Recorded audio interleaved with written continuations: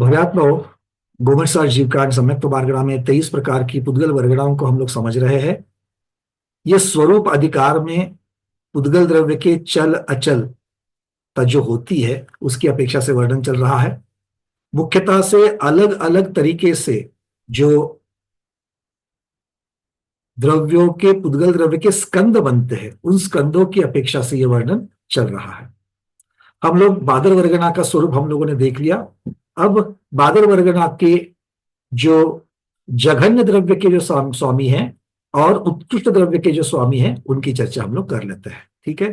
प्रत्येक शरीर वर्गना के जघन्य द्रव्य का स्वामी हमने देखा था ऐसे अयोग केवली भगवान जो क्षपित कर्मांशिक विधि से वहां तक पहुंचे हैं और जो अपने अयोग केवली गुणस्थान के अंतिम समय में स्थित है, ऐसे मुनिराज के प्रत्येक शरीर वर्गना का जघन्य द्रव्य पाया जाता है। ठीक है। इसके कारण वगैरह सब हमने देख लिए। अब इसी प्रकार से हमको देखना है जब केवली भगवान के शरीर में कोई भी बादल या सूक्ष्म निगोद वर्गणाएं नहीं होती है, वैसे इसका मतलब वो जो 8 प्रकार के शरीर है उनको छोड़ करके जो शरीर होंगे, अर्थात स्थावरों में वनस्पतिकाय, त्रसों में 2 इंद्रिय से लेकर के 4 इंद्रिय वाले विकलेंद्रिय और पंचेंद्रिय मुख्यतः से मनुष्य और तिर्यंश। क्योंकि विकलत्रय और स्थावर तो नियम से तिर्यंश होंगे और पंचेंद्रिय की चर्चा जब करते हैं तो मनुष्य और तिर्यंश ऐसे दोनों भेद हमको लेने पड़ेंगे। ठीक है। इनमें देव और नारकी नहीं आते क्योंकि इनमें किसी भी प्रकार की निगोद वर्गणा नहीं होती। अब जैसे मनुष्यों में, अब देखो यहां पर भी जघन्य द्रव्य की चर्चा चल रही है और बादल निगोद वर्गणा का स्वरूप हमने क्या देखा था, तो बादल निगोद शरीर का स्कंद या निगोद शरीर मान लीजिए, जैसे हमने आलू का उदाहरण लिया था, या फिर मांस के पिंड होते हैं, फफूंदी आदि होती है। तो इस प्रकार से ये बादल निगोद शरीर उसका विसर्जोपचय। अब ये बादल निगोद शरीर कौन सी वर्गणा से बना होगा, उसे हम अभी यहां पर शरीर ही कहेंगे। क्यों, दोनों चीजों को हमको लेना है। एक विसर्जोपचय की अपेक्षा से शरीर बनने के पहले की वर्गना जो उसके साथ लगी है, और वो जो शरीर बनने के बाद में जो शरीर वहां पर स्कंद रूप में विराजमान है। तो ऐसा शरीर का जो स्कंद है वो औदारिक शरीर का ही बनेगा, क्योंकि वैक्रिक और आहारक शरीर में निगोद वर्गना नहीं होती है। मतलब यहां पर जब बादर निगोद शरीर की चर्चा चल रही है वो मुख्यतः से औदारिक वर्गना से बना है। तो यहां पर औदारिक वर्गना क्यों नहीं कहा, यहां पर औदारिक वर्गना या औदारिक शरीर क्यों नहीं कहा, क्योंकि औदारिक शरीर दोनों प्रकार के आते हैं। औदारिक शरीर दोनों प्रकार के आते हैं, एक निगोद रहित, एक निगोद सहित। इसलिए हम यहां पर यह शब्द को नहीं लगा रहे हैं। तो हम शब्द कौन सा लगा रहे हैं, बादर निगोद शरीर। तो बादर निगोद, अब हमें यहां पर भी 6 पुंज करने हैं। बादर निगोद शरीर, उसका विसर्जोपचय, उस बादर निगोद शरीर में अनंतानंत जीव जो जन्म लेते हैं उनका अपना तेजस शरीर और उसका विसर्जोपचय, उनका अपना कार्बन शरीर और उनका विसर्जोपचय, इन सब का एक बंधनबद्ध जो शरीर है वो बादर निगोद शरीर कहला जाता है। उसकी जो वर्गना है वो बादर निगोद वर्गना कही जाती है। ये इतना बड़ा स्कंद है। अब प्रत्येक शरीर से भी, प्रत्येक शरीर के आगे शून्य वर्गना, शून्य वर्गना के आगे बादर निगोद वर्गना, मतलब प्रत्येक शरीर वर्गना के जो स्कंद है उससे भी अनंत गुना बड़ा ये स्कंद बादर निगोद वर्गना का बन जाता है। ये सारी चीजें समझ में आ रही है, जो पहले से समझाए वही उसी को रिव्यू कर रहे हैं। अब यहां पर भी बात वही बनेगी, आचार्य भगवान कह रहे हैं कि अब ये उत्कृष्ट वर्गना किसकी होगी। तो वो कहते हैं क्षीण कषाय महामुनिराज के अंतिम समय में होती है। एक लाइन में पहले बता दिया, क्या कह रहे हैं, क्षीण कषाय मुनिराज के अंतिम समय में, मतलब क्षीण कषाय मतलब कौन से होते हैं, क्षीण कषाय मतलब जो बहुत तपस्या से क्षीण हो गए हैं। नहीं, ये चर्चा नहीं है। क्षीण कषाय, क्षीण का अर्थ यहां पर क्षपना, जिन्होंने कषाय को समूल नाश कर दिया है और 12वें गुणस्थान में जो स्थित है ऐसे महामुनिराज। तो जो 12वें गुणस्थान, और 12वें गुणस्थान में कहा होना है, 12वें गुणस्थान के अंतिम समय में जो है उनको ही बादर निगोद वर्गना की जघन्य द्रव्य उनके पास प्राप्त हो जाता। इसका अर्थ क्या है? जब हम केवली भगवान की चर्चा करते हैं तो केवल ज्ञान की शुरुआत 13वें गुण स्थान के प्रथम समय से हो जाएगी, और उस प्रथम समय में वहां पर निगोद वर्गणा होगी क्या? नहीं होगी। इसका मतलब 12वें गुण स्थान में होती है, क्योंकि 12वें गुण स्थान के अंत तक निगोद वर्गणा चलेगी, उसके आगे वो नहीं रहेगी। तो बादल निगोद वर्गणा नष्ट होने का कौन सा क्षण होगा? तो 12वें गुण स्थान का अंतिम समय, क्योंकि 12वें गुण स्थान के अंतिम समय के अगले साइड में क्या होगा, इसके दूसरे बाजू में क्या होगा? केवली पना, केवल ज्ञान, निगोद रहित पना शरीर, इस प्रकार की चीजें होगी। मतलब अंतिम समय 12वें गुण स्थान का। अब इसका भी कारण है। सबसे पहले तो प्रश्न यह है, कारण को बाद में देखेंगे, सबसे पहले प्रश्न यहां पर मन में उठा, क्या सभी क्षीण कषाय वाले मुनिराजों को लेंगे 12वें गुणस्थानवर्ती? आचार्य भगवान कहते नहीं।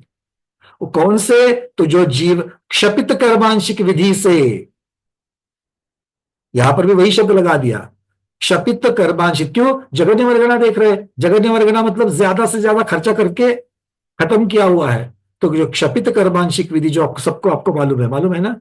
हाँ, क्षपित कर्मांशिक विधि जो है, उससे क्या क्या किया है?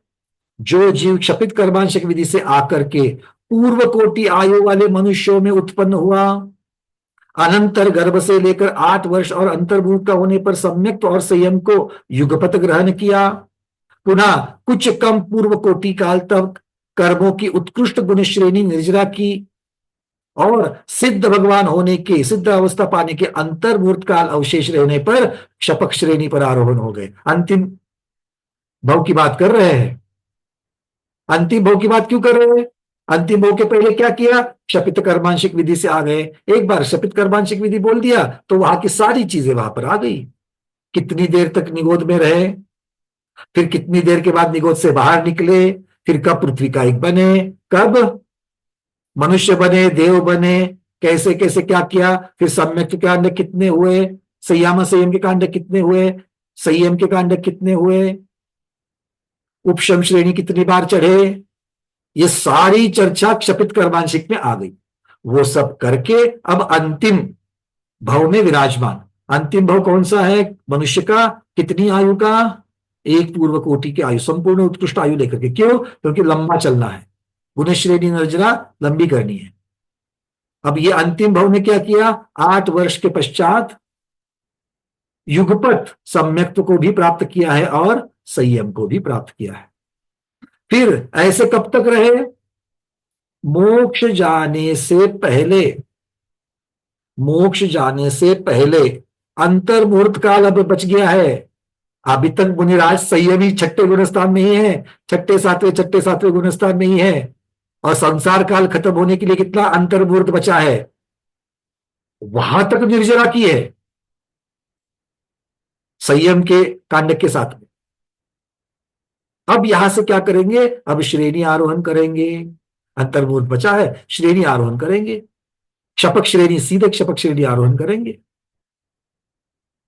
क्षपक श्रेणी आरोहण करते ही 10वें गुणस्थान के अंत में मोहनीय कर्म का समूल नाश हो गया और पहुंच गए 12वें गुणस्थान में। अब जैसे ही क्षीण कषाय गुणस्थान में पहुंच जाते हैं, अब तक तो उनके शरीर में छठे, सातवें, आठवें, 9वें, 10वें गुणस्थान, उसके पहले के सभी समय में उनके शरीर में बादर निगोद वर्गणा थी। नए जीव जन्म ले रहे थे, पुराने जा रहे थे, नए जन्म बैच बाय बैच आ रहे थे, अनंत अनंत की बैच आ रही थी, अनंत अनंत की बैच जा रही थी। किंतु जैसे ही 12वें गुणस्थान के प्रथम समय में पहुंचे, वीतराग होकर के पहुंचे, तो पहले समय में, 12वें गुणस्थान के पहले समय में एक अद्भुत घटना होती है। क्या होती है? इस समय से अब उनके शरीर में नए रूप से कोई बादर निगोदिया जीव जन्म नहीं लेते।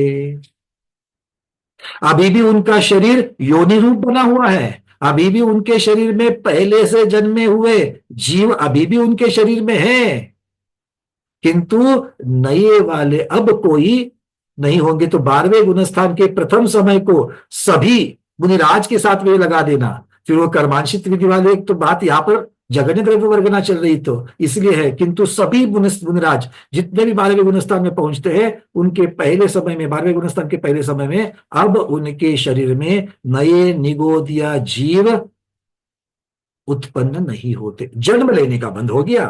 पुराने वाले हैं, पुराने वाले अपनी आयु पूर्ण करके जाएंगे। तो आचार्य भगवान कहते हैं कि अब ऐसे क्षीण कषाय हुए इस जीव के शरीर के प्रथम समय में नई निगोद जीव उत्पत्ति नहीं होती, और पुराने अनंत अनंत अनंत बादल निगोदिया जीव मरते रहते हैं। क्यों? क्योंकि 12वें गुणस्थान का समय है, काल है, और उस काल के मध्य में नए तो नहीं आ रहे, किंतु पुराने वाले अपनी आयु को पूर्ण करके मर रहे हैं। ठीक है, अब वो कैसे मरते हैं देखो। वो कहते हैं कि पहले समय से निगोद जीव उत्पत्ति नहीं होती और बादल निगोदिया जीव मरना प्रारंभ होता है। अब पहले भी तो मर रहे थे, अब यहां पर विशेष रूप से क्या कह रहे हैं?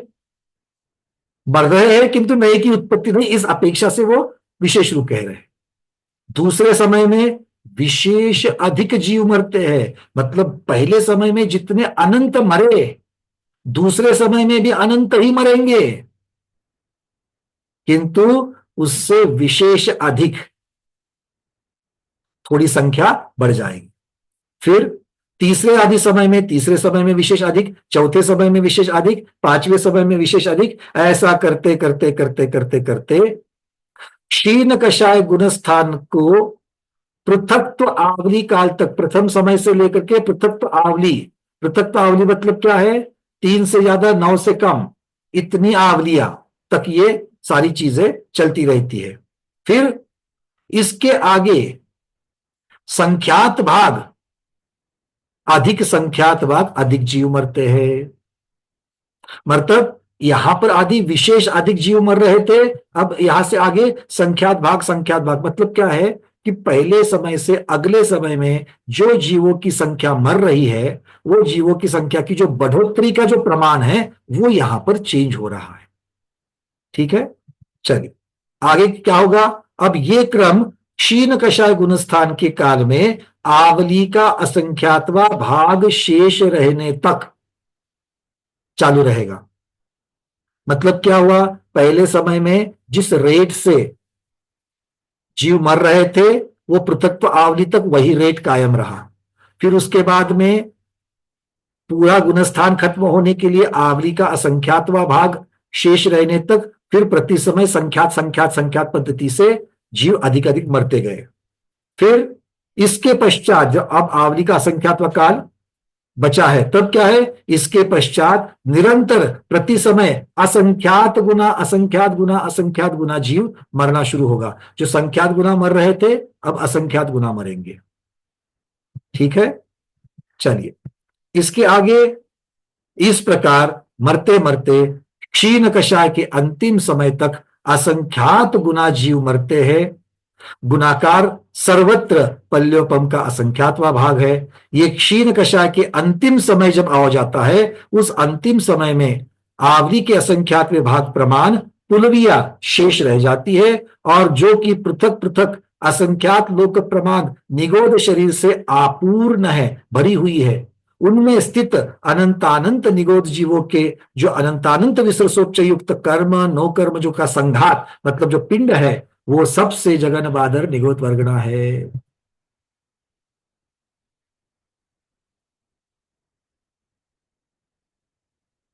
कठिन लगा? अच्छा, कोई बात नहीं, पृथक पृथक कर लेते हैं। 12वें गुणस्थान के प्रथम समय तक तो पहुंचे थे महाराज जी के साथ में, वो तो क्षपक श्रेणियां और उनकी, हम तो पहुंचे कि नहीं पहुंचे? पहुंचे। अब नया निगोदिया जीवन यहां पर उत्पन्न नहीं हो गया, ये बात भी समझ में आ गई। पर पहले वाले हैं वो तो मरते रहेंगे। कब तक मरते रहेंगे? जब तक 12वें गुणस्थान का अंत नहीं आता तब तक मरते रहेंगे। ठीक है, अब इन्होंने 12वें गुणस्थान के 3 भाग करे। इन्होंने 12वें गुणस्थान के 3 भाग किए। कैसे? एक पहला भाग, शुरू होते ही नए जीव उत्पन्न नहीं होंगे, मरना प्रारंभ होगी। ठीक है, और पहले समय से अगले समय तक विशेष अधिक जीव मरते रहेंगे। कब तक? बोले 4 से 9 आवली तक, 4 से 8 आवली तक। पृथक्त्व आवली तक ये सब चलता रहेगा। पृथक्त्व आवली मतलब क्या है? 12वां गुणस्थान शुरू होकर के इतना इतना समय जाने तक। ठीक है, पहले समय में इतने मर रहे, अगले समय में इतने, अगले से उसके अगले समय में इतने, कितने? वो विशेष अधिक। अब ये जैसे ही पृथक्त्व आवलियां खत्म होती है, पहला भाग खत्म हो गया, अब यहां से दूसरा भाग शुरू हो रहा है। अब दूसरे भाग में क्या है? पहले से ज्यादा जीव मरते हैं। कितने जीव मरते हैं? बोले संख्यात गुना संख्यात गुना संख्यात गुना मरते हैं। तो 8 आवली समझ लो, 8 आवली के पश्चात जो अगले समय शुरू हो जाएंगे, तो प्रति समय में संख्यात गुना संख्यात गुना संख्यात गुना जीव मर रहे हैं। ऐसा कब तक चलेगा? दूसरा काल कब तक गुणस्थान का चलेगा? दूसरा विभाग, जब तक गुणस्थान खत्म होने के लिए आवली का असंख्यातवां भाग शेष नहीं रहता। ठीक है, और फिर वहां पर क्या होगा? उस अंतिम पड़ाव में प्रति समय असंख्यात असंख्यात असंख्यात जीव, असंख्यात असंख्यात गुना जीव जो है वो ज्यादा ज्यादा ज्यादा मरते रहेंगे। ठीक है, ये असंख्यात कौन सा है? तो पल्ले का असंख्यातवां भाग है। मतलब क्या है? अगर आपके घर में पीने का पानी 15 मिनट आने वाला है, तो पहले 5 मिनट में वो जिस स्पीड से आ रहा है, अगले 3 मिनट में वो स्पीड चेंज हो जाएगा, थोड़ा फास्ट आ जाएगा। और जब अब अंतिम 3-4 मिनट बचे हैं, तो और फोर्स से आ जाएगा। तो क्या हुआ? पानी 15 मिनट ही आने वाला है, किंतु उसमें हमने 3 भाग कर दिए। स्लो पानी आ गया, मीडियम स्पीड से आ गया, और ज्यादा फोर्स से आ गया। क्लियर है? ऐसा ही 12वें गुणस्थान के 3 भाग करो। शुरुआत में जिस स्पीड से जीव मर रहे थे प्रति समय में संख्या, वो पहले पड़ाव में जितनी थी उससे दूसरे पड़ाव में बढ़ी, दूसरे पड़ाव से तीसरे पड़ाव में बढ़ी।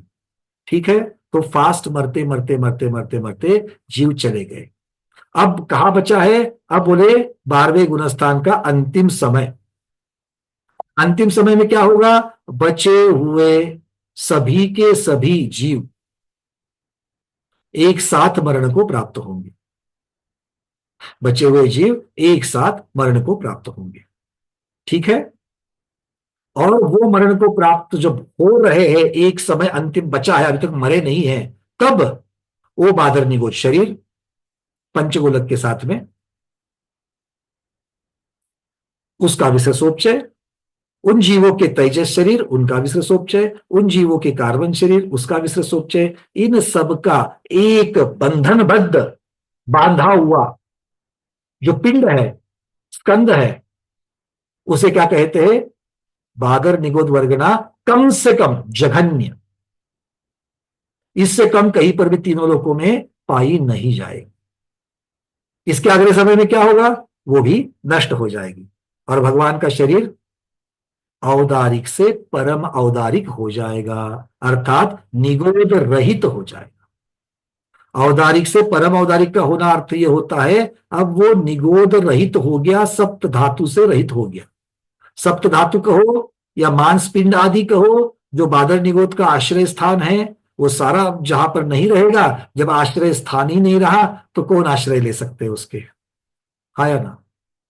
तो इस प्रकार से अब समझ में आ रही है बातें? हाँ, अब जिनके समझ में नहीं आया है वह हाथ ऊपर करें, ताकि जगन्य बादर निगोद वर्गना की हम लोग चर्चा और इसको कर सके। ठीक है, क्लियर है?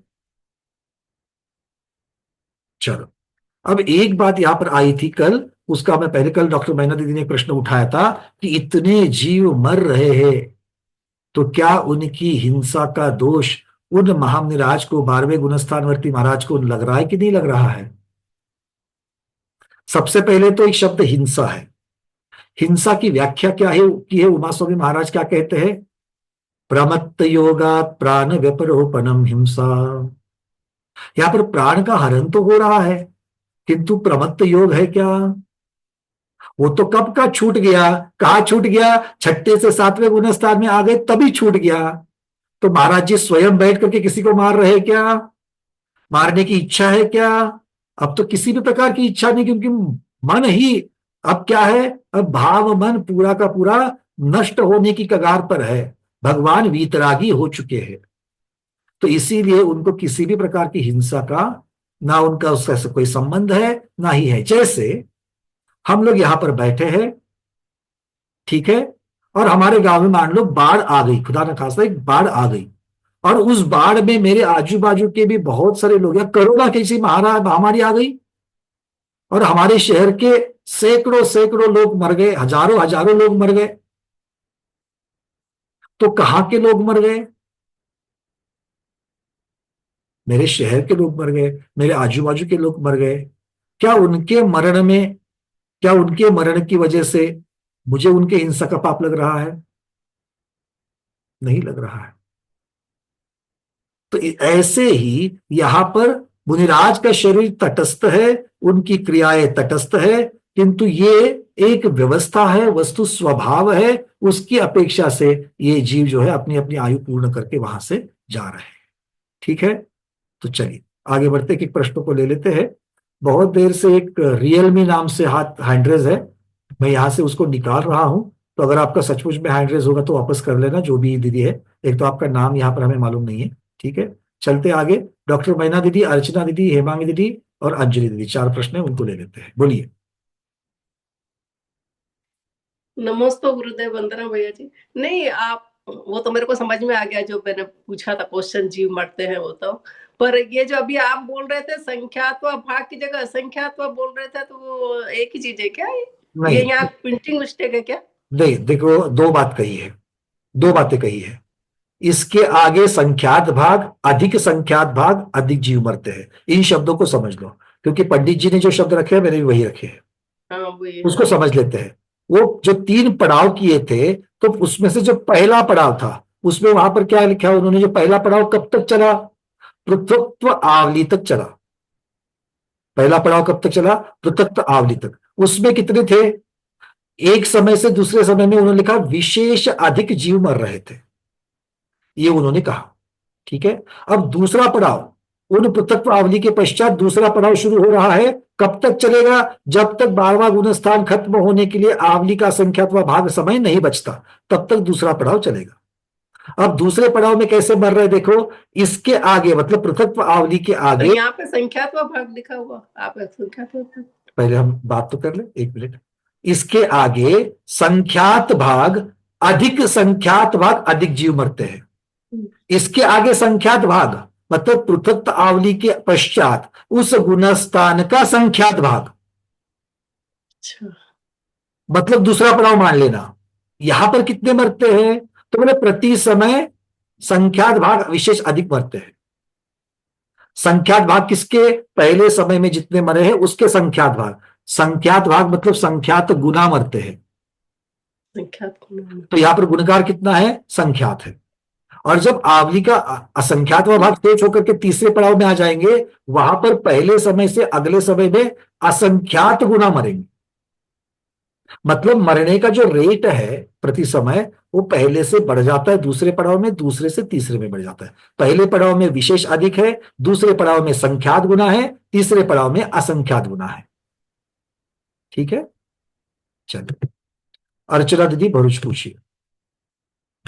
भैया जी, ये तीसरा वाला पूछना था, वो अभी क्लियर हो गया, लेकिन इसके बाद का एक चीज और है हम्म, कि मान लीजिए तीसरे वाले में अब एक समय बचा 12वें गुण स्थान का, तो वो हम्म, जो पिंड बनेगा, वो हम्म। पिंड का थोड़ा बता दीजिए, वो समझ में नहीं आया क्या 12वें बोल रहे हैं। हिंदुस्तान के अंत में जो पिंड रहेगा, हाँ, वही तो सर्व जगन्य बादल निगोद वर्गणा है। मतलब उसमें फिर भी आपने वो सब एक साथ कुछ कुछ बोला था, वो नहीं क्लियर हुआ 6 मुझे। पुंज वहीं पर आ जाएंगे ना। बादल निगोद वर्गणा में क्या क्या रहता है? 6 पुंज मतलब बाधा निगोद शरीर का और उसका विश्वोपचय, और तेजस शरीर उसी का और उसका, और कार्मठ शरीर और उसका विश्वोपचय, ऐसे 6 पुंज का जो मिनिमम वो बनेगा, वो कह स्कंद, उसकी वो बात कर। स्कंद, वो मिनिमम स्कंद रहेगा, वही मिनिमम निगोद बादल वर्गणा। क्योंकि निगोद बादल ओ, वर्गणा कहो या वो 6 पुंजों का नाम ले लो, अर्थ एक ही है। अच्छा अच्छा, ठीक है, ओके भैया। प्रत्येक शरीर वर्गना कहो या फिर उससे संबंधित 6 पुंज कहो, अर्थ एक ही है। जी जी, मतलब 12 ये नामों सबसे का। मिनिमम रहेगा अंतिम हाँ, समय में, और वो इससे बस ये 12वां समय लास्ट खत्म होगा तो परम अवतारिक में चले जाएंगे भगवान। थैली में 12 आम है कहो या थैली में 1 डजन आम है कहो, एक ही अर्थ है। जी भैया जी, ठीक। चलो हेमांगी दीदी। नमस्ते आचार्य श्री, वंदना भैया। भैया हमें यहाँ कंफ्यूजन था कि जो 12वें गुण स्थान के अंत में आए तो उनके शरीर में प्रत्येक शरीर वर्गना होगी कि वो प्रत्येक दोनों को शरीर ही है, फर्क कैसे? बिल्कुल उनका प्रत्येक शरीर ही है, उनके जन्म से प्रत्येक शरीर है उनके पास। प्रत्येक शरीर किस अपेक्षा से? एक शरीर में एक जीव रहते हैं इस व्याख्या की अपेक्षा से। क्या उनके पास प्रत्येक शरीर वर्गना है 12वें गुण स्थान में? बोले नहीं। क्यों? क्योंकि प्रत्येक शरीर वर्गना उसे कहा है जो निगोद रहित होती है। अभी तक महाराज जी के निगोद रहित नहीं है, इसलिए वो प्रत्येक शरीर वर्गना नहीं है। तो वो सूक्ष्म, वो बादल निगोद वर्गना है। तो आपके और हमारे अभी कौन सी है? आपको और हमारा शरीर कौन सा है? प्रत्येक है कि साधारण है? शरीर तो प्रत्येक शरीर है, क्योंकि हमारे शरीर में एक ही जीव है स्वामी वाला, उस शरीर का स्वामी एक ही जीव है। किंतु वर्गना कौन सी है? अब उत्तर बदल जाएगा। हमारी वर्गना कौन सी है? हमारे कौन सी वर्गना से हमारा शरीर बना है? तो बादर निगोद वर्गना से हमारा शरीर बना है। ठीक है तो मनुष्य, किंतु अपना शरीर कौन सा है? बादर निगोद शरीर है। ये जो जीव मरते हैं वो किस कारण से जीव मरते हैं उनके शरीर अपनी में? आयु पूर्ण करके मरते हैं। अच्छा। अपनी आयु पूर्ण करके मरते हैं। क्यों? क्योंकि नई उत्पत्ति नहीं है, नई उत्पत्ति नहीं है। तो जो जीव है वो पहले से आए हुए हैं। उन जीवों की अधिकतम आयु कितनी है? अंतर्मुहूर्त। उन जीवों की अधिकतम आयु कितनी है? अंतर्मुहूर्त। 12वें गुणस्थान का काल कितना है? वो भी अंतर्मुहूर्त। तो उसमें नए की उत्पत्ति नहीं हो रही है, किंतु पुराने वाले अपनी आयु पूर्ण करके जा रहे हैं। ठीक है। मतलब ये इतने सारे जीव है कि वो असंख्य, थोड़ा आप बताइए, इतने सारे जीव मरते हैं अब उस देखिए, स्थान में भी। क्योंकि आए भी तो अनंत अनंत अनंत अनंत आए थे, बैच बाय बैच आई थी ना। तो 12वें गुणस्थान में जाने से पहले जो एक अंतर्मुहूर्त था, उस अंतर्मुहूर्त में जितनी बैचेस आई है, मतलब 12वें गुणस्थान के काल के अंतर्मुहूर्त समान 12वें गुणस्थान के पहले का अंतर्मुहूर्त लेना, उसमें भी प्रति समय अनंत अनंत की बैच आई है। वो प्रत्येक की आयु अंतर्मुहूर्त है। तो वो कब मरेंगे? वो अपनी आयु पूर्ण करके। वो तो जब 12वां गुणस्थान होगा तो उसी में तो जाकर के उनकी आयु पूर्ण हो जाएगी। जी भैया। और वो भी प्रति समय बैच बाय बैच। जी भैया, वंदना भैया। प्रमोद जी। एक तो आपने दूसरे भाग में संख्यात भाग विशेष अधिक, किसका संख्यात भाग विशेष अधिक? संख्या जो जीवों की मर रही है, जो निगोदिया जीव मर रहे हैं, बादर निगोदिया जीव जो मर रहे हैं, उनकी संख्या संख्यात गुना प्रति समय बढ़ रही है। तो उसको भाग क्यों का संख्यात गुना कहेंगे ना? संख्यात, वो पहले कह रहे थे, उन्होंने पहले कहा था पृथक्व आवली काल तक कहा था। उसी से संबंधित उस संख्यात भाग और अधिक, मतलब पृथक्व आवली के पश्चात गुणस्थान का संख्यात भाग अधिक और ले लेना। अच्छा, तो गुणस्थान का पहला पड़ाव, दूसरा पड़ाव, तो दूसरा पड़ाव कितना है? तो गुणस्थान का संख्यात्व भाग है। अधिक, संख्यात भाग अधिक हो गया। संख्यात्व भाग काल की अपेक्षा गुणस्थान के संख्यात्व भाग है उस दूसरे पड़ाव का समय। और उस दूसरे पड़ाव में समय कितने हैं? असंख्यात समय है। और वो असंख्यात समय में प्रति समय से दूसरे समय में मरने वाले जीवों की संख्या कितनी अधिक है? तो संख्यात गुना संख्यात गुना संख्यात गुना अधिक। दो जगह संख्यात शब्द लगा दिया, दो जगह संख्यात शब्द लगा दिया, उसको समझ लो प्रमोद जी। पहली बात तो आपने 3 पड़ाव कर लिए। जी जी। तो 3 पड़ाव में से अंतिम पड़ाव जो है वो 12वें गुणस्थान के काल के कितने भाग है? वो उसका समय तो आवली के असंख्यात्व भाग प्रमाण है। ठीक है। मतलब 12वें गुणस्थान का असंख्यात्व भाग हो गया। गुणस्थान का समय अगर मान लो 40 मिनट है, मानने के लिए मान लो, इतना 12वें गुणस्थान का नहीं मान सकते इतना बड़ा। 12वें गुणस्थान को चलो मान लेते हैं हम लोग 5 मिनट। ठीक है, 12वें गुणस्थान का भाग है 5 मिनट। अब 5 मिनट में जो अंतिम पड़ाव है, 12वां गुणस्थान खत्म होने की तरफ का जो अंतिम तीसरा पड़ाव है, वो उसका असंख्यात्व भाग है। तो हम मानते हैं उसको, मान लीजिए वो 20 सेकंड का है। ठीक है। अब पहले जो पृथक्व आवली उन्होंने कहा था, पहला पड़ाव पृथक्व आवली का था। और 12वें गुणस्थान में कितनी आवलियां होती है? एक अंतर्मुहूर्त में असंख्यात आवलियां होती। तो ये भी असंख्यात भाग बन गया। पहला पड़ाव। तो मान लीजिए उसको लग गए 20 सेकंड या 50 सेकंड, कोई भी मान लीजिए, ये 50 सेकंड और ये अंत के 20 सेकंड, मतलब 70 सेकंड चले गए, मतलब 1 मिनट और 10 सेकंड चले गए। किसमें से? 5 मिनट में से। तो 5 मिनट में से अगर 1 मिनट 10 सेकंड चले गए तो नीचे कितने बचे? 3 मिनट 50 सेकंड बचे। तो 5 मिनट का 3 मिनट 50 सेकंड भाग कौन सा भाग आता है? संख्यात्मक भाग होगा या असंख्यात्मक भाग होगा?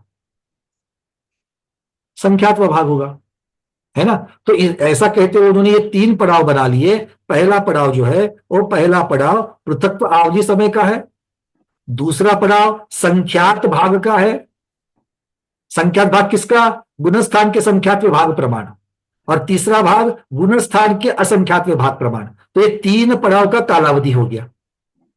तो पहली बात, 1 मिनट, ये 3 पड़ाव की कालावधि हो गए, ठीक है। अब इनमें प्रति समय जीवों की मरने की संख्या कितनी है? तो बोले पहले पड़ाव में पहले एक प्रति समय मरने वाले जीवों की संख्या विशेष अधिक होती जाती है।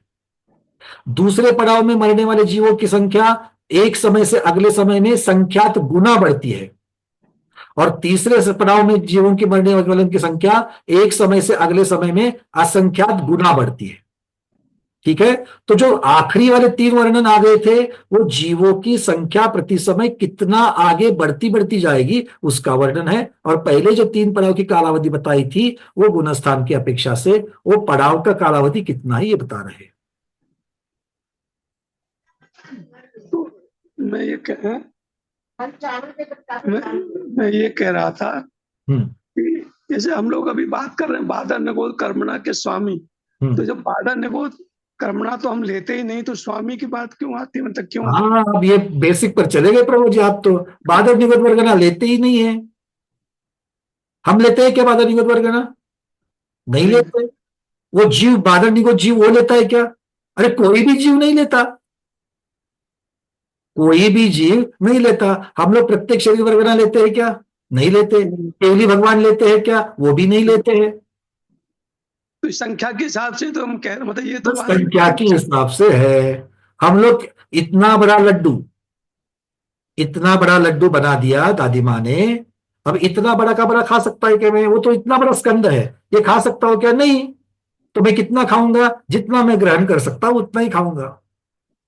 तो मैं कितना खा सकता हूं? 5 वर्गनाएं जो है उनको ही मैं खाकर खा लेता हूं। आगे वाली वर्गना जो है वो संख्या में इतनी बड़ी बड़ी है वो जीव उनको ग्रहण ही नहीं करता। इसलिए सिर्फ वो तुलनात्मक वर्णन है। अब यहाँ पर वो 12वें गुणस्थानवर्ती मुनिराज के जितना वर्गना वहां पर बनेगी। अब वो वर्गना कैसे बनेगी?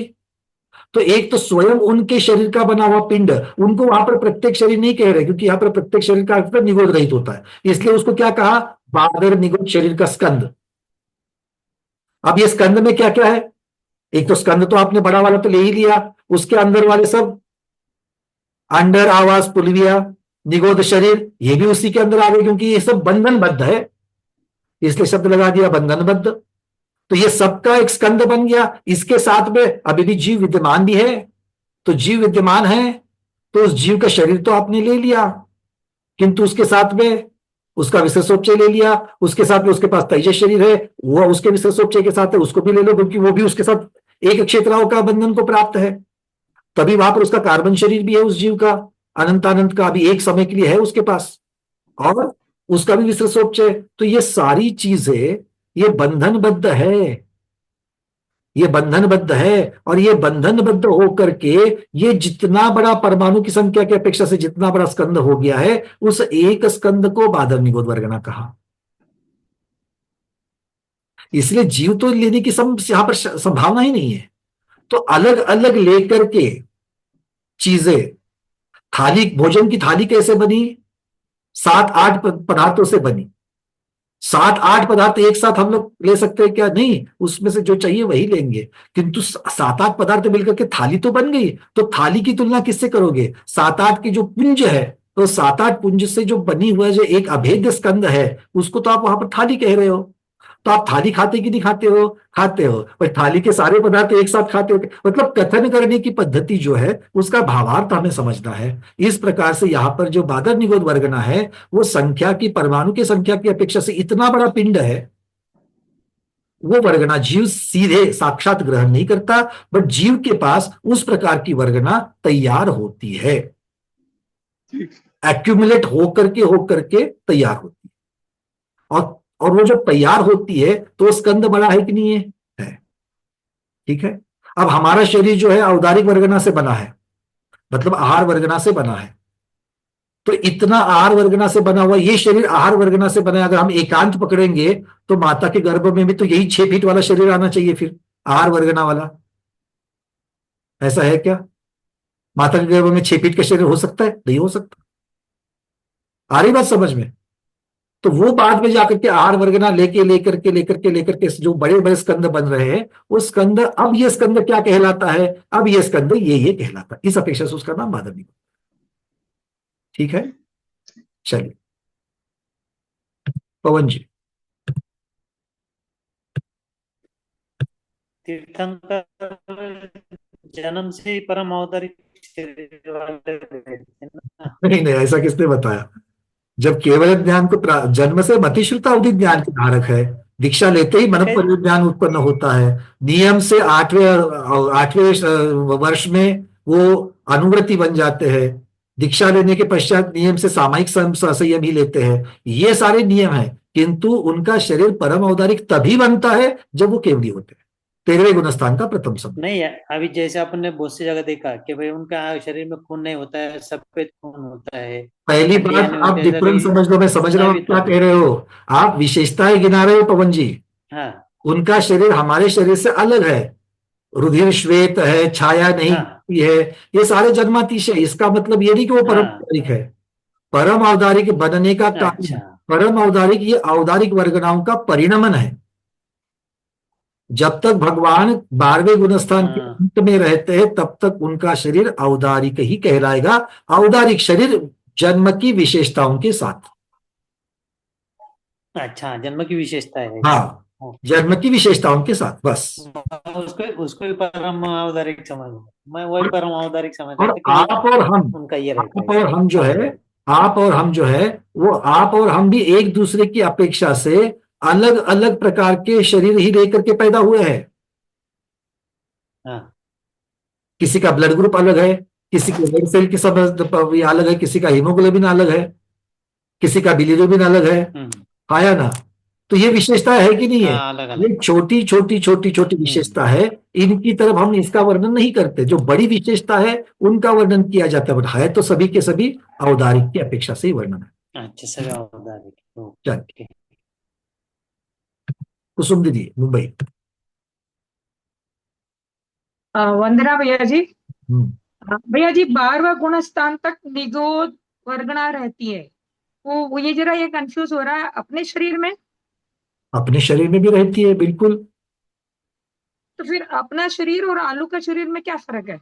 बिल्कुल, अब बताओ आप। वो वनस्पति का है, अब मनुष्य है। वो तिर्यज गति के जीव है, अब मनुष्य गति के जीव है।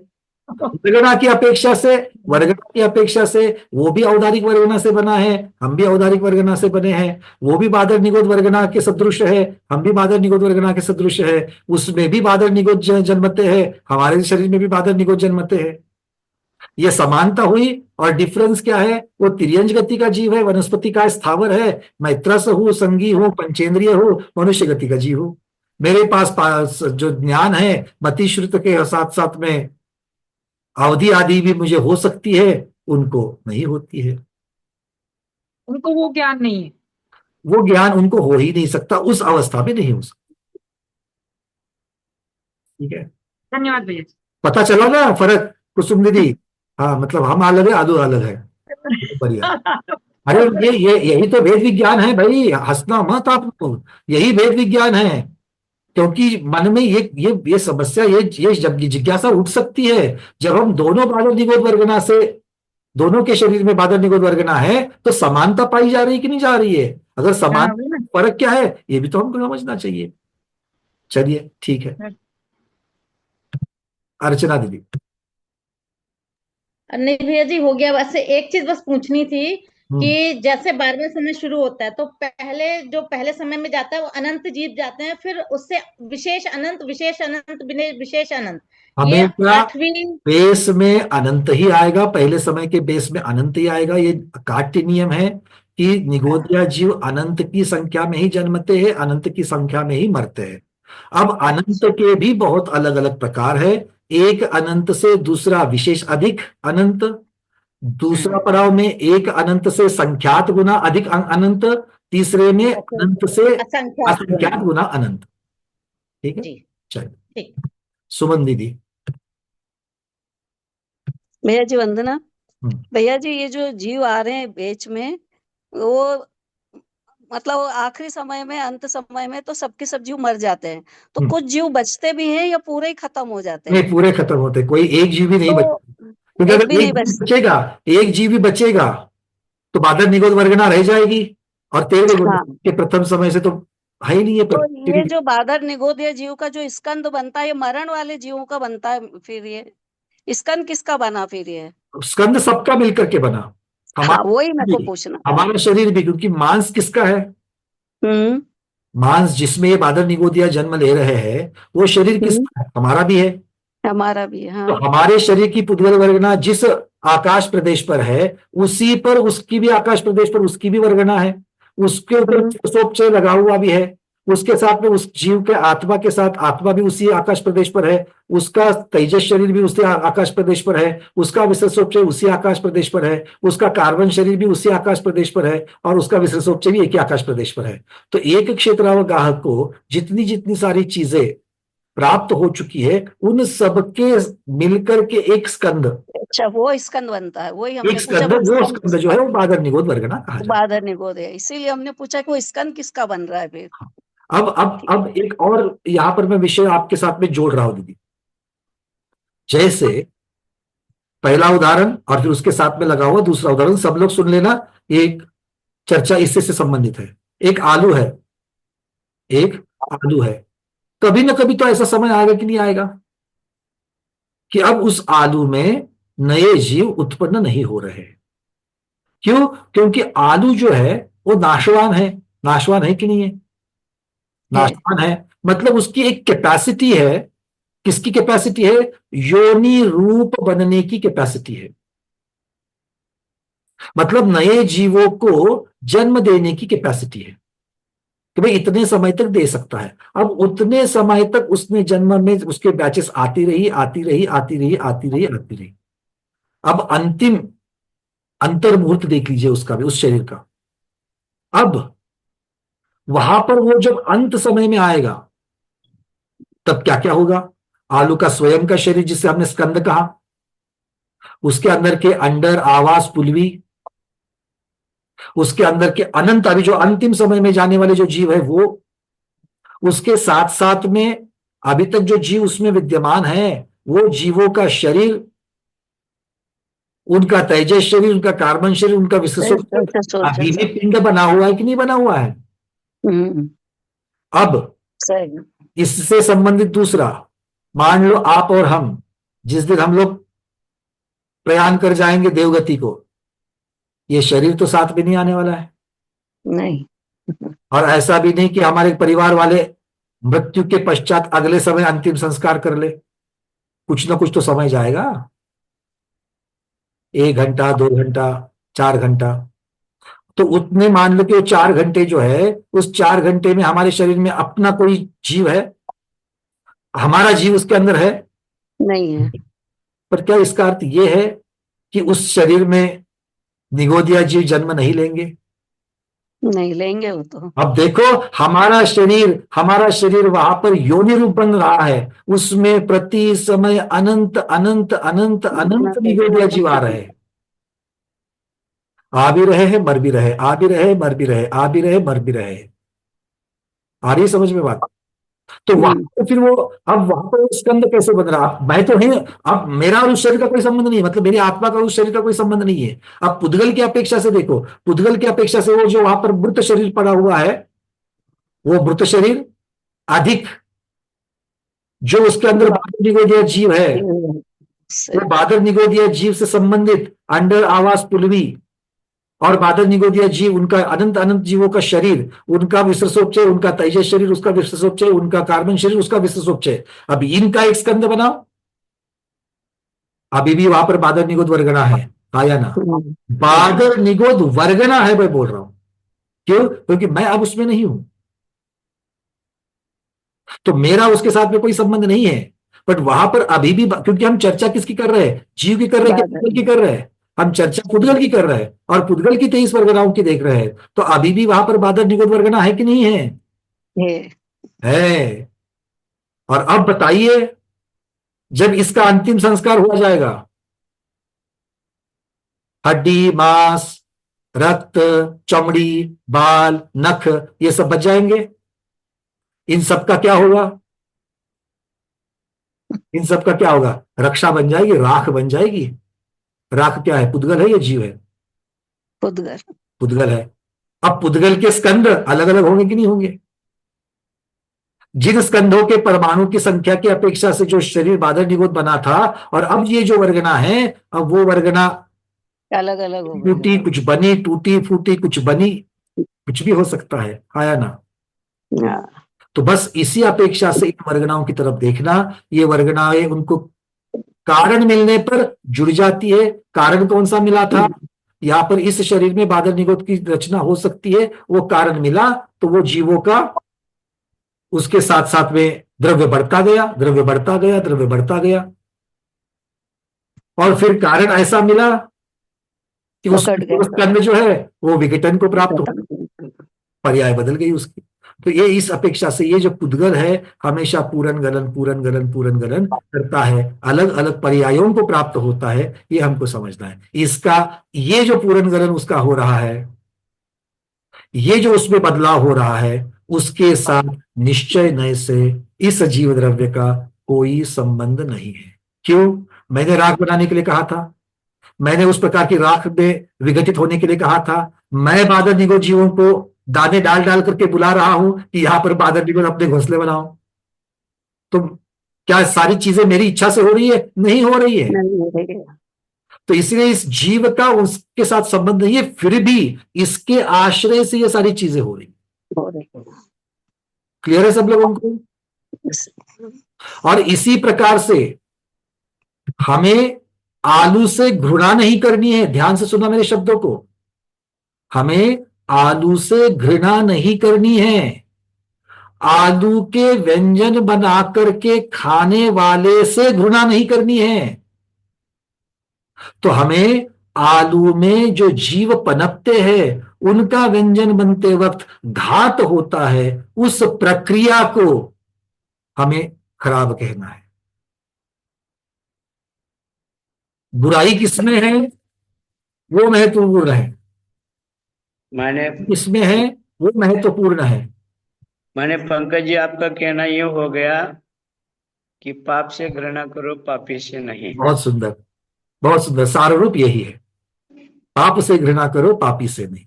पाप से भी घृणा क्यों करनी है? मुझे उससे दूर रहना है। अंत में तो जब हम वीतरागी बनेंगे तो पाप और पुण्य समान है मेरे लिए, मुझे दोनों नहीं चाहिए। पाप और पुण्य, अभी मुझे पाप नहीं चाहिए, पुण्य चाहिए। क्यों? क्योंकि मैं अशुभ से बच करके शुभ में रहना चाहता हूं। एक समय ऐसा आएगा, मुझे हर रोज यही ट्रेनिंग करनी है, अपने माइंड को करनी है, खुद को देनी है कि भाई मुझे एक दिन ना पाप चाहिए ना पुण्य चाहिए, मैं दोनों से परे हूं। क्योंकि जब तक मैं दोनों से परे नहीं हूंगा, कब तक मैं अपने शुद्ध स्वभाव में नहीं आऊंगा, तब तक मैं सिद्ध भगवान नहीं बनूंगा। क्लियर है? इन स्वाध्याय से अगर ये आपकी धारणाएं, ये अगर आपके दिमाग में बैठ रहा है तो समझ लेना ये सम्यक तो मार्गना सचमुच में हमारे लिए सम्यक का प्रदान करने वाली हो रही है। क्लियर है? बाकी ज्ञान, पूरा गणित, संख्यात गुना असंख्यात गुना, वो तो ज्ञान का भाग बना हुआ है, वो ठीक है बस। क्लियर है? अरे हाँ तो बोलो, ना तो बोलो। बहुत बढ़िया, ठीक है। चलिए अगले प्रश्न की तरफ चलते हैं। विजयलक्ष्मी दीदी, फिर अरविंद जी। तीर्थंकर को भी बादल निगोदिया जीव होते, तीर्थंकर जब जन्मते तभी? बिल्कुल होते हैं।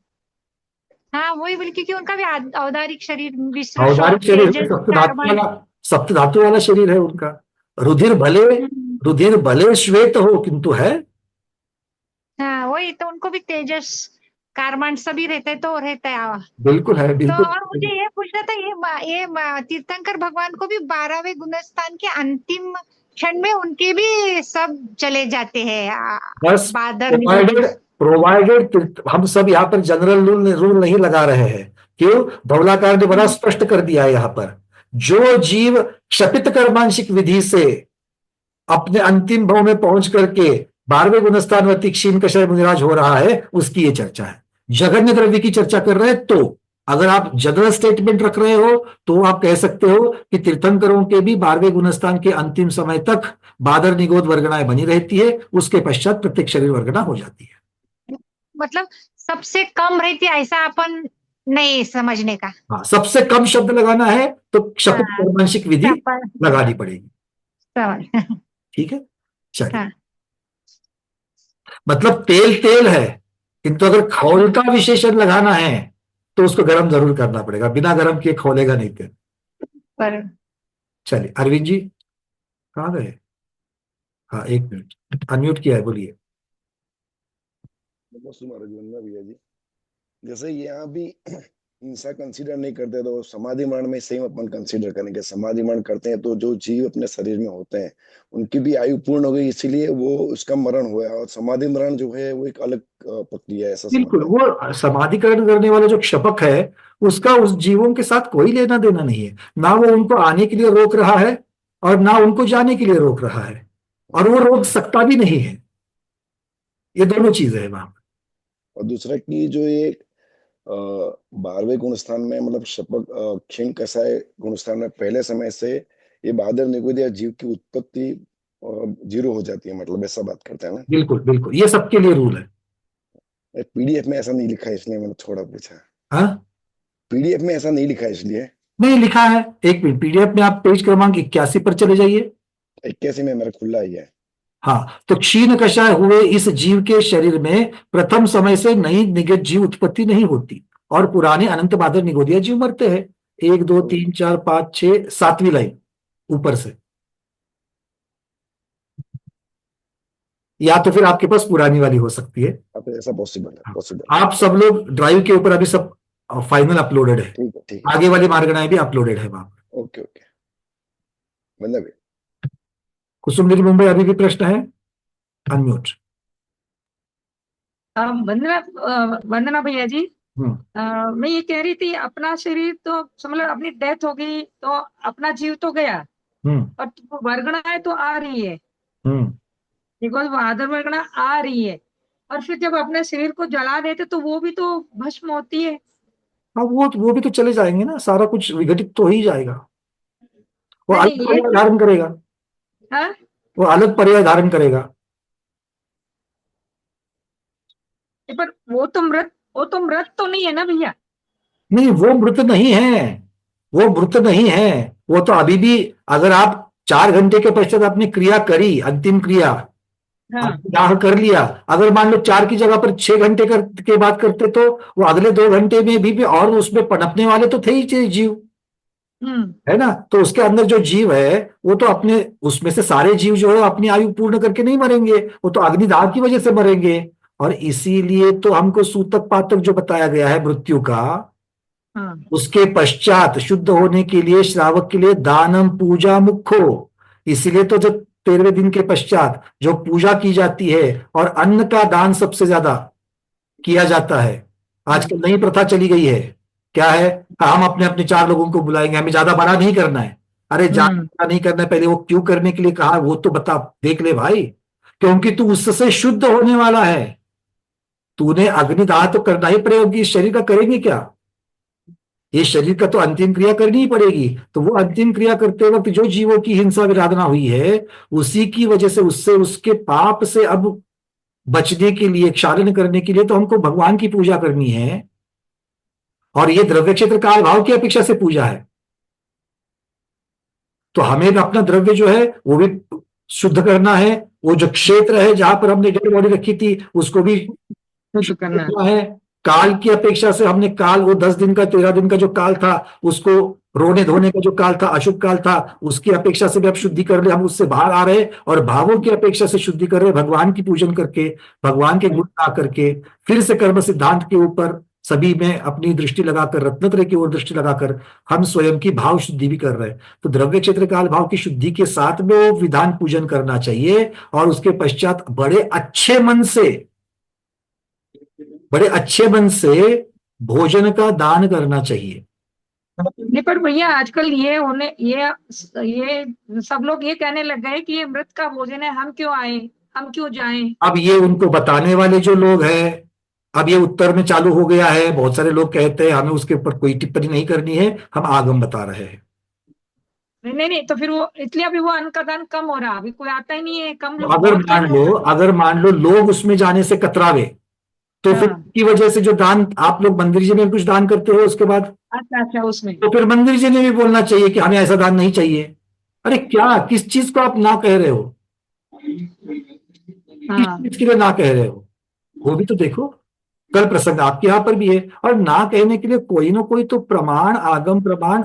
हाँ, इसकी जो कुरीतियां, इसको लग करके अगर कोई कुरीतियां शुरू हो जाती है अलग अलग समाजों में, तो फिर वो समाज की कुरीति हटाने के लिए बहुत बार साधुओं को हस्तक्षेप करना पड़ता है, क्योंकि वो हमारे समाज के धार्मिक नेता है, तो उनको हस्तक्षेप करके वो कुरीति को हटाते हैं। तो कुरीति को हटाया जा रहा है तो जरूर समर्थन करेंगे, किंतु कल ये पद्धति ही बंद करेंगे तो फिर शुद्ध होने के लिए क्या है? श्रावक शुद्ध कैसे होगा, ये आप बता दो। ठीक है, तो इस तरीके से इसके ऊपर भैया ये क्लियर नहीं हुआ कि उसमें वादर निगोद्या जीव तो आ ही रहे हैं, आते ही जा रहे हैं, तो फिर वो भी तो मर रहे हैं, तो वो कोई उपाय नहीं है कि अपन जलाए नहीं? तो क्या करेंगे, अगर रख देंगे तो भी उसमें होने वाला ही है। हाँ वो तो कुछ ना कुछ तो करना पड़ेगा, और इसीलिए आप प्रकोपगमन विधि से जो मृत होते थे पहले, जो उत्तम मरण बताया गया है, तो वो अपने संग से भी निकल करके मुनिराज जाकर के अकेले गुफाओं में जाकर के, अकेला कोई भी नहीं है वहां पर, वो जाकर के वहां पर अपने शरीर को त्यागते थे, उसको शरीर का त्यागना कहा जाता था। और वो जो शरीर है, फिर उसके बारे में जो भी होगा उसके लिए वो कुछ, उसके बारे में उनकी इच्छा नहीं है, कुछ नहीं है। और होता क्या था, वो जो वहां के जो प्राणी वगैरह रहेंगे वो उसको खा लेते हैं, या फिर वहीं पर वो बॉडी जो है विघटित हो जाती है, इस प्रकार से। पर आज आप जिस समाज में रहते हो उस प्रकार की समाज रचना में ये सारी चीजें पॉसिबल नहीं है। तो इसीलिए इनकी अंतिम क्रिया जो है श्रावक के लिए, साधुओं की चर्चा अलग है, श्रावकों की चर्चा अलग है। वो रत्नत्रय पवित्र शरीर है, ये रत्नत्रय से पवित्र शरीर नहीं है, इसलिए दोनों रखने देखना चाहिए। पंकज जी, हाँ जैसे भगवती आराधना और अन्य ग्रंथों में ये वर्णन आया है कि साधु समाधि लेने के बाद जंगल में 48 मुनि उत्कृष्ट रूप से संख्या अपेक्षा कम से कम 4 मुनि जो गिरी, गुफा, कंदरा आदि जंगलों में जो समाधि लेते थे, बाद में उस चपक के शरीर को एक अत्यंत निर्जन स्थान में, जो प्रासुक जगह है, ऐसी जगह पर विसर्जन करते थे। उसकी विधि एक अलग है, ईंट का पाउडर कहे और भी कुछ चीजें। फिर उसके बाद 3 दिन के बाद साधु संघ उसी जगह पर जाते हैं उस चपक के शरीर को देखने के लिए। वो शरीरगर वन्य प्राणी पहाड़ों के ऊपर उसको घसीट करके ले गए होंगे, तो समझ लेना कल्पवासी देवलोक में जन्म लिए हैं। पहाड़ की चोटी पर अगर उस शरीर को घसीटते हुए ले गए होंगे, तो समझ लेना कि नवग्रह अथवा उसके ऊपर अनुदेश अथवा सर्वार सिद्धि तक उनका गमन हो चुका है। वो शरीर को खींचते खींचते खींचते किसी खाई में अथवा गड्ढे में ले गए होंगे, तो समझ लेना या तो उनका देव दुर्गति माने भवनवासी व्यंतर ज्योतिषी आदि में जन्म हुआ, अथवा अधोगति को प्राप्त हो गए। इस प्रकार अलग अलग शकुन विज्ञान की अपेक्षा उसका अध्ययन करने के लिए भगवती आराधना में वर्णन है। और किस दिशा की तरफ उस शरीर को ले गए हैं, उस दिशा का अध्ययन करके फिर बाद में साधु लोग किस दिशा में विहार करना चाहिए, ताकि संघ को अनुकूल हो विहार, आगे धर्म की प्रभावना, संघ की प्रभावना, संघ की अभिवृद्धि अथवा संघ का ह्रास अथवा संघ का विघटन, इन सब का अध्ययन दिशा के आधार पर किया जाता था। यह वर्णन भगवती आराधना में स्पष्ट रूप से दिया गया है। बिल्कुल, इसलिए बहुत पुराने काल में साधु के चपक साधु के शरीर का अग्नि संस्कार नहीं किया जाता था, क्योंकि साधु लोग उस समय ग्रामवासी नगरवासी नहीं रहते थे, चैत्यवासी भी नहीं थे, वो तो वनवासी थे, अथवा ज्यादा हुआ तो उद्यान। अब तो साधु लोग बिल्कुल ही समाज में बहुत ही अतिरे घुल मिल गए हैं। अब जो क्या इस वजह से समाज में रहते हुए किसी साधु की समाधि हो जाए और उस शरीर को एकांत स्थान में अपन जाकर के रख देवे, छोड़ देवे, तो विधर्मी लोग उस शरीर को नष्ट भ्रष्ट करके उस शरीर के साथ खिलवाड़ कर सकते हैं। उस दिगंबर मुनि मुद्रा की अवहेलना करके उसको वापस घसीट करके नगर में उसकी विडंबना भी कर सकते। तो इससे धर्म की अप्रभावना होती है, समाज की हंसी होती है, संघ के प्रति बहुत ही विधर्मियों का उपद्रव जैसा होने का वातावरण बनता है। इसीलिए अब समाधि होने के बाद साधु लोग बगल हो जाते हैं, फिर समाज देख लेते अब इस शरीर को अपन क्या करना, क्योंकि ग्रस्त जो है वो महाव्रती तो नहीं, अहिंसा मरा महाव्रत का पालन नहीं करते, वो तो अनुव्रती है, अहिंसा अनुव्रत पालन करते हैं।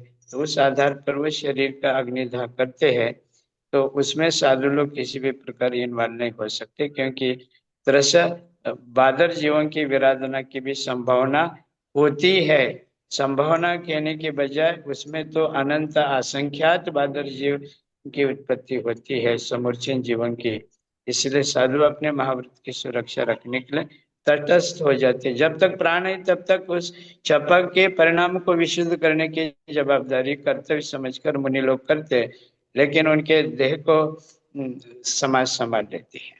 बिल्कुल, बहुत सुंदर। आचार्य शिव के द्वारा भगवती आराधना का भी स्वाध्याय हम सब लोगों का हो गया, बड़ा सुंदर वर्णन। इसलिए दोनों चीजों को अलग रखना है, ये बिल्कुल अलग अलग चीजें है। ठीक है, चलिए अब यहां से आगे एक और विशेष बादल निगोद वर्गना के बारे में आज हम लोग पूर्ण करने से पहले, अब हमने जघन्य द्रव्य वर्गना जो है वो उसके स्वामी को देखा है। अब हमें देखना है उत्कृष्ट द्रव्य वर्गना किसकी होती है, मतलब ज्यादा से ज्यादा, जैसे प्रत्येक शरीर अंतिम समय में स्थित सातवें नरक के नारकी की बताई, वैसे ये बादल निगोद वर्गना ज्यादा से ज्यादा उत्कृष्टता से किसके पास मिलती है।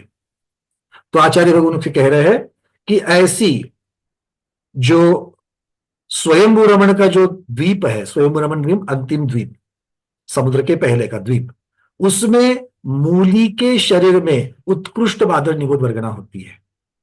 मतलब वहां की जो मूली है,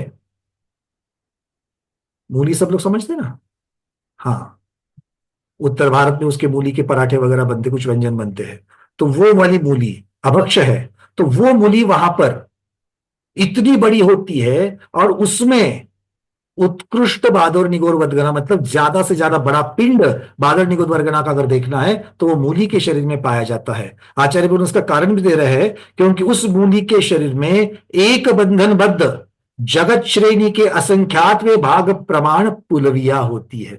तो पुलवियों की संख्या हमारे आपके शरीर में या मुनिराज के शरीर में, कर्मभूमि या जीव के यहां पर शरीर में कितनी मिलती है, उससे कई गुना ज्यादा, उसमें कई गुना, असंख्यात गुना ज्यादा आप कह सकते हो, वो उस स्वयं रमण की मूली के शरीर में मिलती है। एक जगत श्रेणी के असंख्यातवे भाग प्रमाण पुलविया मूली के शरीर में मिलती है। इस प्रकार से ये उत्कृष्ट द्रव्य वर्गना बादल निगोद वर्गना की अपेक्षा से बता दिया। दोनों का स्वरूप जब हमने देखा तो उसमें हमने जघन्य द्रव्य वर्गना शून्य वर्गना में एक परमाणु मिलाने से बनती है, और जो उत्कृष्ट की जो व्याख्या की गई थी वो जघन्य बादल निगोद वर्गना के असंख्यात गुना उत्कृष्ट होती है। और वो असंख्यात कौन सा है, श्रेणी का असंख्यातवा भाग, श्रेणी का असंख्यातवा भाग। इसलिए जघन्य वर्गना किसके पास मिली, 12वें गुणस्थान के क्षपित कर्मांशित विधि से आए हुए जन्मे हुए जीव जो 12वें गुणस्थान के अंतिम समय में स्थित है, ऐसे महामुनिराज उनके शरीर में पाई जाती है, वो जघन्य है और उसके असंख्यात गुना ज्यादा उत्कृष्ट स्वयं रमण की मूली के शरीर में पाई जाती है। और वो जो असंख्यात है वो कौन सा है? जगत श्रेणी का असंख्यातवा भाग। तो आपको गुणाकार भी यहां पर जघन्य और उत्कृष्ट में जो मिल रहा है वो जगत श्रेणी का असंख्यातवा भाग प्रमाण मिल रहा है। ठीक है, तो इस प्रकार से ये यहाँ पर बताया जा रहा है। ठीक है, ललिता दीदी यहाँ पर कह रही कि शायद गाजर में भी होती है, तो हो सकता है। यहाँ पर धवलाकार ने मुख्यतः से मूली की बात कही गई है, तो यहाँ पर उन्होंने मूली का उदाहरण देकर के मूली की अपेक्षा से कहा है कि हो सकता है और अगर कोई ग्रंथ में और कोई वहां पर वर्णन आया हो तो। चलिए, आज स्वाध्याय को इतना ही रखते हैं। आज हमने मुख्यतः से बादल निगोद वर्गणा की चर्चा की है। अब यहां से आगे एक शून्य वर्गणा होगी और फिर शून्य वर्गणा के बाद में आएगी कौन सी वर्गणा? सूक्ष्म निगोद वर्गणा। तो शून्य वर्गणा तीसरे क्रमांक की आएगी, जो बादल निगोद वर्गणा के एक परमाणु एक संख्या मिलाने से उसकी जघन्य अवस्था प्राप्त होगी। और फिर उस जघन्य से उत्कृष्ट शून्य वर्गणा कैसी होगी? तो वो है असंख्यात गुना, किंतु वो असंख्यात कौन सा है? तो सुच्चंगुल का असंख्यातवा भाग। तो तीसरी शून्य वर्गणा जघन्य से उत्कृष्ट कैसे प्राप्त होती है? जघन्य से असंख्यात गुना उत्कृष्ट बन जाती है और वो असंख्यात जो है वो सुच्चंगुल का असंख्यातवा भाग है। ये बस समझने के लिए है, पीडीएफ में दिया गया है। शून्य वर्गणा सबको मालूम है कि उस आकार मतलब उतनी संख्या का स्कंद तीनों लोकों में नहीं बनता है। तो इस अपेक्षा से ये शून्य वर्गणा है। इसके पश्चात आएगी सूक्ष्म निगोद वर्गणा, जिसकी चर्चा हम कल करेंगे। बस बादल निगोद की जैसे ही सूक्ष्म निगोद की है वैसे ही वहां पर भी 6 पुंज हो जाएंगे, किंतु वहां पर जघन्य का स्वामी कौन है, उत्कृष्ट का स्वामी कौन है, इसकी चर्चा हम लोग करेंगे कल की क्लास में। आज के स्वाध्याय में इतना ही। आज के स्वाध्याय को गुरुओं के श्री चरणों में बारंबार नमोस्तु वंदामि इच्छाकार करते हुए यहीं पर समापन करते हैं। जैनम जयतु शासनम, जैनम जयतु शासनम, जैनम जयतु शासनम। पंकज जी, वो माता जी का